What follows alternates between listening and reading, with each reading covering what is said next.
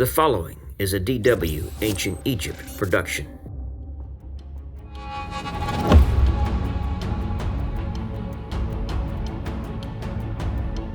Since the days of Ramesses II, Nubia had gone its own way, eventually founding the capital of the Nubian Kingdom in Napata. Nubia was made up of many tribes that often fought each other and could never unite against Egypt. Now with Egypt fragmented, they were allowed to grow independent.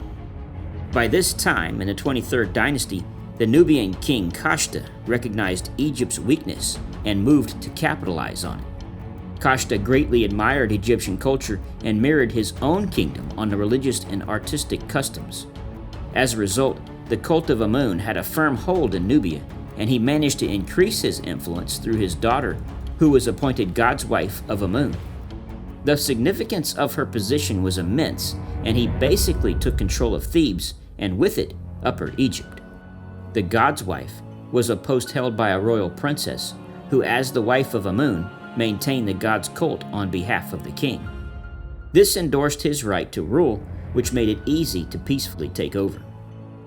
His son Pianki strengthened Nubian control of Upper Egypt, established the 25th dynasty, and moved north against the kings of Lower Egypt with a considerable army. The two forces met at Heracleopolis.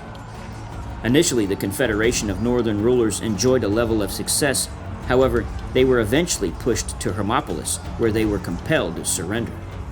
Pianki allowed these rulers to return home and continue as governors of their respective cities, a policy which centuries later, Alexander the Great was to find effective during his world domination. Pianki returned to Napata, where he continued to rule until his death in 716 BC. Pianki was buried at El Kuru, just to the south of Gebel Barkal, in the pyramid field that was to include the burials of several of the kings of the 25th dynasty. The pyramid tombs adopted by the Kushites were very different from the Egyptians, and their angle of inclination was severely sharper than the true pyramid. However, the Kushite kings wholeheartedly embraced almost all of the old Egyptian burial customs. They added, according to their previous Nubian customs, the practice of laying the royal body on a bed in the tomb, and nearby, burying chariot horses standing in teams of 4 to accompany their master. Pianki was succeeded by his brother Shibaku, who continued the revival of old Egyptian customs. The history of the period is very much tied in with the rise and expansion of Assyria.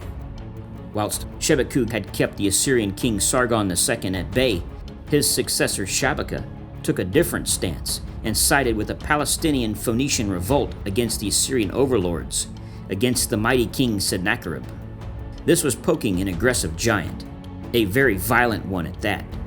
Shabaka got lucky, for Sennacherib was assassinated before he could mount a campaign, but this would soon be carried out by his son, Esarhaddon.